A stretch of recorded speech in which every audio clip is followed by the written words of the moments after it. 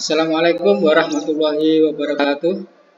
Saya ucapkan selamat datang kepada Bapak dan Ibu yang telah hadir di room ini. Terima kasih atas kehadirannya. Mudah-mudahan kehadiran kita di sini mendapatkan ridho dari Allah Subhanahu wa taala, dicatat sebagai amal kebaikan dunia dan akhirat. Bapak Ibu, hari ini kita berkumpul melalui daring ya, ini tidak bisa langsung. Namun alhamdulillah tidak mengurangi makna dari kegiatan kita pada hari ini. Sebelum saya memulai acara pada hari ini, yaitu kita nanti akan berbagi praktik baik, pemahaman dan pengalaman penerapan budaya positif di sekolah kita. Nanti kita akan berbagi pengalaman kita dan tentunya pemahaman kita dalam melaksanakan segitiga restitusi di sekolah kita. Nah, Bapak Ibu, untuk yang pertama saya ingin berbagi pantun dulu agar mungkin lebih semangat ya. Bumbu hutan di pinggir jalan tumbuh tinggi harus menjulang. Masa depan pasti penuh tantangan. Saling berbagi, monggo manfaatkan peluang. Oke, terima kasih. Nah, Bapak Ibu,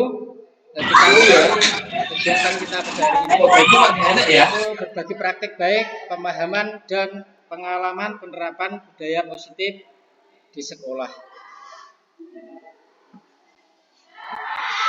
Ketika kita berbicara tentang budaya positif, tentu kita sebagai pendidik itu harus memahami dasar-dasar dulu. Yang pertama adalah 5 kebutuhan dasar manusia ini kita harus tahu. Yaitu yang pertama, kebutuhan manusia bertahan hidup. Kemudian yang kedua, kasih sayang. Yang ketiga, kebebasan. Yang keempat, kesenangan. Dan yang kelima, penguasaan. Kemudian dari 5 kebutuhan dasar tersebut, yang pertama itu bertahan hidup itu tentang apa? Nah, kita sebagai manusia itu bertahan hidup, tentu kita butuh makan, butuh makanan, pakaian, dan tempat tinggal. Kemudian yang kedua itu penguasaan, yaitu tentang harga diri, keinginan untuk dianggap atau diakui, kemudian berprestasi. Dan yang kebebasan itu tentang kemandirian, jadi mandiri, memiliki pilihan, mencoba hal-hal yang baru dan sebagainya. Kemudian dari sisi kasih sayang, itu manusia mempunyai rasa ingin diterima, kemudian dipedulikan, berbagi dan bekerja sama. Kemudian kesenangan, yaitu tentang bermain, humor, tertawa dan lain-lain. Bapak Ibu, ada 5 hal tentang penerapan budaya positif, yaitu yang pertama disiplin positif, yang kedua motivasi perilaku manusia, yang ketiga posisi kontrol restitusi, 4 keyakinan sekolah atau kelas, dan yang kelima segitiga restitusi. Bapak Ibu, nanti kita pada hari ini akan lebih banyak kepada pembahasan segitiga restitusi. Jadi penerapan segitiga restitusi di sekolah kita. Tentu keadaan kita berbeda. Di sekolah ibu, di sekolah saya tentu tidak sama karena lingkungannya pun berbeda, kebutuhan anaknya pun berbeda. Disiplin positif di sini mungkin akan secara singkat saja karena kita nanti akan lebih kepada studi kasus yang terjadi di lembaga-lembaga kita masing-masing. Nanti kita akan saling berbagi pengalaman. Ya. Namun kita harus pahami dulu tentang hal-hal dasar yang wajib kita pahami. Yang pertama disiplin positif. Disiplin positif ini merupakan suatu cara penerapan disiplin yang mengajarkan anak untuk bertanggung jawab dan menumbuhkan kesadaran diri berdasarkan nilai-nilai kebajikan. Nah, kemudian yang paling penting di sini adalah paham tentang 5 posisi kontrol. Nah, Bapak Ibu, ketika kita melaksanakan pemahaman dan penerapan segitiga restitusi, berarti kita harus sudah paham tentang posisi kontrol kita sebagai pendidik ini. Posisi kontrol yang pertama adalah sebagai penghukum. Maksudnya apa? Ketika anak didik kita melakukan kesalahan, kemudian kita memberikan hal-hal kata-kata yang mungkin menghardik atau berkata kasar ataupun menyakiti anak. Nah, kemudian mungkin kita masih menemui Bapak Ibu guru ini memberi hukuman kepada anak-anak, entah itu mungkin muter di lapangan atau mungkin disuruh menulis 100 lembar dan sebagainya. Nah, ketika kita atau mungkin Bapak Ibu juga pernah mengalami juga, itu berarti posisi kontrol kita itu sebagai penghukum. Dan apa dampaknya bagi anak? Anak itu akan mempunyai pikiran atau sifat ingin memberontak. Karena dia merasa terhukum atau dihukum tadi. Kemudian ketika terbiasa, maka anak ini akan acuh tak acuh. Karena sudah terbiasa, mungkin nanti saya dihukum seperti ini. Nah, hal-hal seperti itulah yang harus kita bina, kita bangun untuk menjadi lebih baik. Jadi kebiasaan lama yang sudah kita lakukan itu menurut teori sekarang, itu teori Merdeka Belajar ini, kita sudah sedikit demi sedikit harus kita tinggalkan, dan memang kita tinggalkan karena itu tidak baik bagi perkembangan jiwa anak didik kita. Kemudian yang kedua, posisi pembuat orang merasa bersalah. Maksudnya seperti apa? Ketika anak didik kita melakukan kesalahan, satu contoh misalkan anak ini bertengkar atau tidak masuk. Nah, ini kemudian Bapak Ibu guru melakukan percakapan dengan anak itu dengan kata-kata misalnya banyak ceramah dan sebagainya.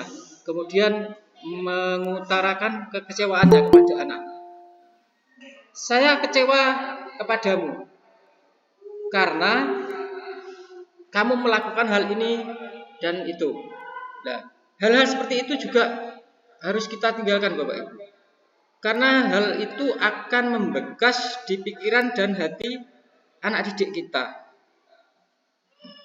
Nah, peran kita yang seharusnya seperti apa Bapak Ibu? Peran kita nanti yang harus kita lakukan adalah kita nanti ujungnya di sini. Kita akan menjadi atau menerapkan kontrol kita sebagai manajer. Kemudian sedikit lagi tentang posisi teman. Nah, kelihatannya ketika kita berposisi sebagai teman bagi anak didik itu, ketika kita dengarkan seolah-olah itu sudah bagus. Namun ketika diterapkan ternyata masih banyak dampak negatif yang akan timbul ketika kita laksanakan atau terapkan kontrol kita sebagai teman ini. Satu contoh begini. Ketika anak ini merasa dia sudah dekat dengan kita, maka ketika anak ini berbuat salah, dia akan banyak membuat argumen-argumen atau alasan-alasan untuk melindungi dirinya. Dan yang kedua, dia akan merasa tergantung kepada ibu atau bapak karena sudah merasa dekat dengan bapak ibu. Nah, hal inilah tentu tidak baik bagi perkembangan ke depan. Nah, apalagi kita yang kebetulan di sini di tingkat SD ya, tentu ini sangat penting sekali bagi dasar-dasar perkembangan jiwa anak ini. Kita harus mampu menumbuhkan kepribadian anak-anak ini benar-benar menjadi pribadi yang mantap dan pribadi yang mandiri, tidak tergantung pada teman atau gurunya. Terus kemudian posisi kontrol yang keempat itu sebagai pemantau. Maksudnya seperti apa? Kalau kita ibaratkan misalkan kita melewati perempatan yang ada lampu merah hijau itu ya, di perempatan itu ada lampu. Itu kalau tidak ada Pak Polisi, mungkin kalau sepi kita belas saja ya, tidak memperhatikan. Padahal posisi masih lampu merah. Karena tidak ada yang menjaga, karena tidak ada polisi, maka kita tidak mematuhi aturan itu. Nah, seperti itulah anak-anak didik kita ketika mengalami hal-hal seperti itu, hanya kita pantau kemudian kita ingatkan, maka anak ini akan merasa dipantau. Lah, apa dampaknya ketika hanya dipantau? Anak ini akan merasa seenaknya ketika tidak ada yang memantau. Jadi tidak melaksanakan keyakinan itu berdasarkan nilai-nilai yang ia yakini. Dia melakukannya karena dipantau. Nah, yang terakhir ini adalah posisi yang diharapkan oleh pendidikan ini bagi Bapak Ibu kita sebagai pendidik. Posisi kontrol manajer. Ini hal yang paling penting. Nah, posisi seperti apa posisi manajer ini? Ketika anak ini melakukan kesalahan, maka kita akan mengidentifikasi kesalahan itu dari awal. Kita mulai percakapan, komunikasi dengan anak ini secara berdiskusi, secara lembut, agar anak ini tidak merasa bahwa dia sebagai tersangka atau tidak merasa terhukum. Ya. Pentingnya apa? Pentingnya kalimat-kalimat kita sebagai manajer ini melalui pendekatan komunikasi yang baik, ini nanti akan memberikan keyakinan kepada anak. Dia akan menyadari bahwa dia melakukan kesalahan, dia akan berniat memperbaiki kesalahan itu, dan itu timbul dari dalam dirinya ketika kita melakukan kontrol kita sebagai kontrol manager. Baik, mungkin sekilas ini yang posisi yang paling penting kita pahami yang akan kita terapkan di sekolah kita. Selanjutnya di sini fungsi kontrol manager, langsung saja. Fungsinya apa? Jika kita menerapkan fungsi kontrol manager ini, Bapak Ibu, kita sebagai pendidik diharapkan dapat menerapkan posisi ini karena apa? Karena melalui posisi ini, guru lebih mudah membimbing siswanya untuk menemukan dirinya, sehingga siswa mampu berefleksi, menemukan solusi atas masalah yang dihadapinya. Nah, kemudian inti kita pada hari ini di sini, penerapan pengalaman segitiga restitusi. Apa Bapak Ibu segitiga restitusi ini? Jadi setelah kita tadi dari awal mengetahui kebutuhan dasar manusia, kemudian kita memahami posisi-posisi kontrol kita, nanti kita terapkan segitiga restitusi ini melalui kegiatan yang akan saya gambarkan nanti pada studi kasus di sini. Bapak Ibu, di sini akan saya sajikan studi kasus, nanti Bapak Ibu bisa berbagi tentang masalahnya di sekolah. Namun akan saya berikan definisinya dulu. Apa itu restitusi? Restitusi adalah proses menciptakan kondisi bagi siswa di sekolah untuk memperbaiki kesalahan mereka sehingga dapat kembali pada kelompok mereka dengan karakter yang lebih kuat. Nah, ini inti dari restitusi tadi.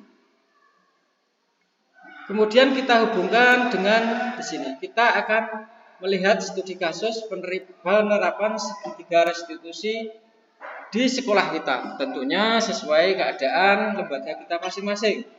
Dan tentu keadaannya pasti berbeda. Oke, saya lanjut Bapak Ibu. Di sini ada satu studi kasus anak sering bolos tanpa keterangan. Nah, mungkin Bapak Ibu di sini ada yang pernah mengalami kasus seperti ini. Jadi anak sering bolos tanpa keterangan. Coba mungkin Bapak Ibu bisa berbagi, ceritakan maksudnya bagaimana ya? Cara menyelesaikan masalahnya, solusinya seperti apa yang pernah Ibu atau Bapak lakukan? Mungkin ada yang mau berbagi di sini Bapak Ibu. Silakan raise hand Bapak Ibu.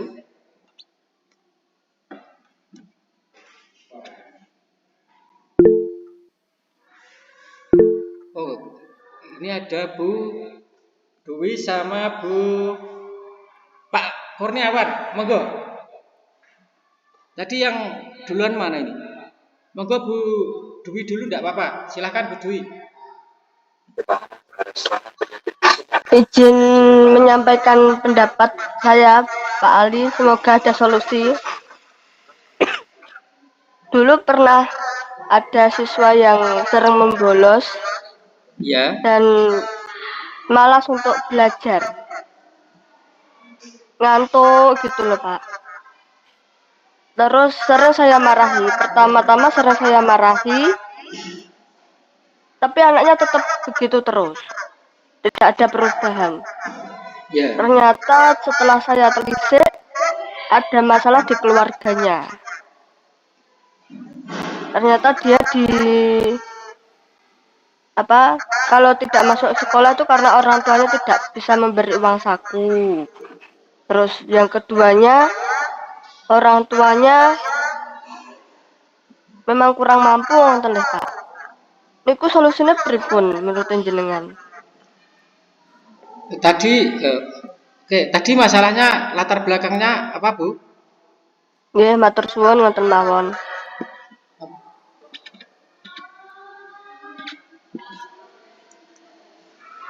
Oke, terima kasih Ibu. Mungkin di sini saya kurang menangkap semua yang Ibu sampaikan. Namun ini saya ingin mencoba mengurai dari cerita atau kisah yang pernah Ibu alami tentang penerapan segitiga restitusi ini. Dari tadi saya mendengar kalimat yang pertama itu memarahi anak. Nah, ketika kita memarahi anak, jadi mungkin kita bisa tahu untuk hal yang pertama tadi kita melakukan fungsi kontrol apa. Kita bisa pahami mungkin dari hal yang saya sampaikan tadi, kita berarti pada posisi pembuat merasa bersalah. Karena apa? Kita melakukan komunikasi dengan mungkin memberikan kata-kata marah-marah kepada anak dan sebagainya. Itu mohon maaf itu tidak baik untuk perkembangan jiwa anak. Dan kemudian langkah yang berikutnya itu tadi sudah benar. Ibu tadi Bu Dwi sudah melakukan identifikasi. Jadi mencari latar belakang anak ini kenapa? Maksudnya kita cari penyebabnya itu dari mana atau apa yang menyebabkan anak ini berbuat demikian. Itu adalah hal bagus. Berarti kita sudah mulai menerapkan posisi kontrol kita sebagai manajer tadi. Ketika kita sudah mengetahui posisi kontrol kita sebagai manajer, sudah mengetahui atau mengidentifikasi asal-usul permasalahan tadi, maka kita akan berbicara dan berkomunikasi dengan siswanya. Kemudian kita berbicara dengan wali muridnya untuk menemukan solusi. Kemudian dari diskusi itu nanti kita akan menemukan hal-hal yang diyakini anak ini akan timbul rasa percaya dirinya dan dia kembali kepada keadaannya dengan hatinya yang sudah lapang atau tidak mempunyai beban karena dia sudah menyadari kesalahannya dan dia sudah tahu apa yang harus dilakukannya sebagai pelajar. Oke, terima kasih Bu Dwi Sukmawati tadi sangat istimewa sekali. Kemudian kalau sesuai langkah-langkah ini Bapak Ibu ya. Jadi ketika kita menemukan masalah itu langkah segitiga restitusi itu seperti apa? Di sini akan saya jelaskan. Yang pertama yaitu pada bagian dasar segitiga kita itu menstabilkan identitas. Jika anak berbuat salah, maka berarti kita patut menduga bahwa anak ini pasti ada kebutuhan dasar mereka yang belum terpenuhi. Jadi kita harus tahu dulu, termasuk dengan cara Bu Dwi tadi mencari kenapa anak ini berbuat seperti ini. Jadi mencari tahu dulu latar belakangnya. Nah, bagian dasar segitiga restitusi memiliki tujuan untuk merubah orang yang sudah. Kita harus mampu meyakinkan mereka dengan mengatakan kalimat misalkan seperti ini. Oke, tidak ada manusia yang sempurna. Semua pernah berbuat salah.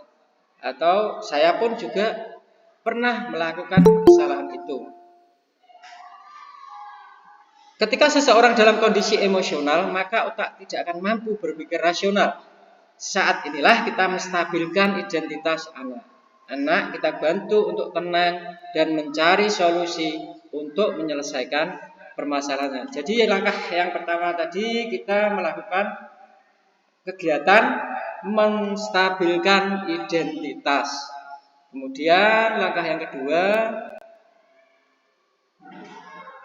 menvalidasi tindakan yang salah. Maksudnya apa, Bapak Ibu? Konsepnya seperti apa? Konsep langkah kedua ini adalah harus saling memahami kebutuhan dasar yang mendasari tindakan anak membuat kesalahan. Menurut teori kontrol, semua tindakan manusia, baik atau buruk, pasti memiliki maksud atau tujuan tertentu. Ketika kita menolak anak yang berbuat salah, dia akan tetap dalam masalah. Nah, yang diperlukan adalah kita memahami alasan mereka, mengapa mereka melakukan hal tersebut, sehingga anak merasa dipahami. Kemudian langkah yang ketiga di sini, langkah menanyakan keyakinan. Nah, pada teori kontrol menyatakan bahwa kita pada dasarnya termotivasi secara internal ketika langkah 1 dan langkah 2 sukses dilakukan. Maka anak akan siap untuk dihubungkan dengan nilai-nilai yang dia percaya dan berpindah menjadi orang yang dia inginkan. Penting menanyakan ke anak tentang kehidupan ke depan yang dia inginkan. Ketika mereka sudah menemukan gambaran masa depannya, guru dapat membantu mereka untuk tetap fokus pada gambarannya melalui segitiga restitusi. Kita dapat mewujudkan mereka menjadi murid yang merdeka. Nah, ini adalah langkah-langkah penerapan segitiga restitusi, Bapak Ibu. Nah, di sini dalam menerapkan kegiatan atau penerapan segitiga restitusi tadi, Bapak Ibu, ini saya beri ilustrasi atau saya beri gambaran tentang kalimat-kalimat seperti apa yang bisa kita gunakan, atau pertanyaan-pertanyaan seperti apa yang bisa kita gunakan untuk mencari solusi dengan siswa yang melakukan kesalahan. Yang pertama misalkan begini. Tadi ilustrasinya siswa membolos atau tidak masuk tanpa keterangan. Nah, di sini seorang siswa bernama Vino kemarin dilaporkan tidak mengikuti pelajaran karena dia membolos sekolah. Jadi dia itu tidak masuk sekolah dan tidak memberi keterangan. Kemudian anak itu dilaporkan kepada gurunya, kemudian dia dipanggil untuk diajak berdiskusi atau berkomunikasi dengan gurunya. Contohnya siswa masuk, "Assalamualaikum Pak." "Waalaikumsalam." "Duduklah Vino." Kemudian kita bisa bertanya kepada anak itu dengan kalimat-kalimat yang lembut agar anak ini tidak merasa tertekan, tidak merasa dihakimi dan sebagainya. "Oh Vino, misalkan ya ini, saya mendapat laporan bahwa kemarin kamu membolos tanpa keterangan." Siswa menjawab, "Iya Pak." Vino menjawab seperti itu. Kemudian bertanya lagi, "Lalu kamu pergi kemana? Dan apa yang kamu lakukan, Vino?" Kemudian Vino menjawab, "Saya pergi ke kafe Pak dan bermain game." Nah, setelah mendengar jawaban itu, maka Pak Guru melanjutkan percakapannya atau diskusinya pada anak. Nah, langkah yang pertama tadi adalah menstabilkan identitas. Jadi misalkan begini kalimatnya, "Baiklah Vino, setiap orang pasti pernah melakukan kesalahan. Coba kamu pikirkan, pergi ke kafe dan bermain game dan tidak masuk sekolah, itu manfaat apa yang kamu dapat?" Oke, kemudian Vino berpikir sejenak pasti. Kemudian menjawab, "Tidak ada Pak, hanya kesenangan."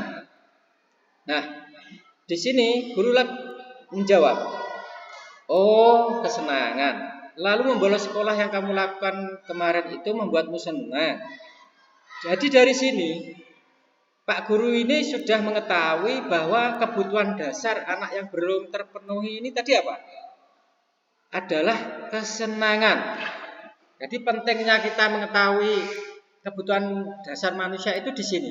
Ketika kita mengidentifikasi kebutuhan siswa kita. Kemudian kita lanjutkan di sini langkah yang kedua memvalidasi tindakan yang salah. Nah, guru bisa bertanya, coba kamu ceritakan kenapa kamu membolos, tidak masuk sekolah, dan bermain game di kafe. Kemudian Vino menjawab, kemarin saya bosan Pak di kelas. Kemudian ada teman saya, Hendra, mengajak saya membolos.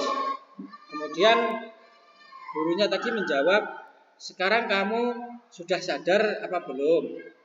Dan menurut kamu, hal itu baik apa tidak? Kemudian ketika kamu sudah tahu, apakah kamu masih ingin membolos lagi? Kemudian siswa berpikir dan menjawab pertanyaan dari Pak gurunya, sudah Pak, saya sadar dan saya minta maaf. Saya tidak akan melakukannya lagi atau saya tidak akan membolos lagi. Nah, yang ketiga di sini menanyakan keyakinan tadi. Lanjutnya, Vino, untuk kedepannya setelah kamu menyadari hal itu, apa yang akan kamu lakukan untuk memperbaiki kesalahan ini? Kemudian Vino menjawab, saya akan aktif belajar sesuai ketentuan dan sesuai kewajiban saya sebagai pembelajar. Dan saya berjanji akan lebih menghargai diri sendiri dan lebih menghargai waktu. Terus kemudian ini dilanjutkan, siswa dan guru ini sudah menemukan kesepakatan atau sama-sama sudah menemukan kesepakatan yang baik. Maka Pak Guru menjawab, baiklah, semoga kamu mendapatkan pelajaran yang bermakna dari kesalahan yang sudah kamu lakukan. Kemudian siswa dengan tidak merasa terhukum, tidak merasa disalahkan, dia menjawab kepada gurunya, iya Pak, terima kasih. Nah, dari ilustrasi yang saya berikan paparan tadi, tentu Bapak Ibu juga pernah mengalaminya di sekolah masing-masing. Meskipun bentuk kesalahan ataupun bentuk pelanggaran dari anak ini berbeda-beda, serta penanganan dari masalah itu tentu akan menyesuaikan kondisi dari siswa tersebut, baik itu latar belakang, mungkin ada lingkungan sekolahnya, mungkin lingkungan pergaulannya, ataupun lingkungan keluarganya. Di sini bisa saya simpulkan dari kegiatan kita berbagi praktik baik tentang penerapan segitiga restitusi ini, ada hal-hal yang memang harus kita pahami dari awal, yaitu sebagai pendidik kita harus paham yang pertama tentang 5 kebutuhan dasar manusia. Kemudian yang kedua tadi kita memahami langkah-langkah segitiga restitusi ini seperti apa, dan yang paling penting adalah kita memahami posisi kontrol kita. Posisi kontrol seperti apa tadi, seperti mungkin penghukum atau pemberi merasa bersalah atau sebagai teman atau pemantau, dan yang diharapkan dari Bapak Ibu semua ini bisa menerapkan kontrolnya sebagai control manager, karena control manager inilah nanti yang akan mampu membangkitkan kesadaran diri baik itu siswa dan guru untuk bersama-sama menemukan solusi dari permasalahan yang dihadapi di sekolahnya. Baiklah, Bapak Ibu, saya kira untuk hari ini sudah cukup kita berbagi, dan saya ucapkan terima kasih yang pertama kepada Bapak Ibu yang sudah hadir di sini, dan saya ucapkan penghargaan yang setinggi-tingginya bagi Bapak Ibu tadi yang sudah mau berbagi pengalaman tentang berbagi praktik baik disiplin positif di sekolah kita. Karena kita menyadari sekarang ini hal-hal seperti itu sangatlah sensitif dan sangat penting kita terapkan agar menjadikan pendidikan kita ini lebih berkualitas menuju profil Pancasila. Ya.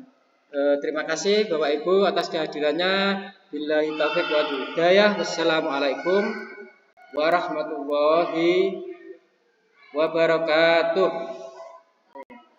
Waalaikumsalam warahmatullahi wabarakatuh. Terima kasih Bapak Ibu atas kehadirannya. Saya tutup rekamannya, nggih.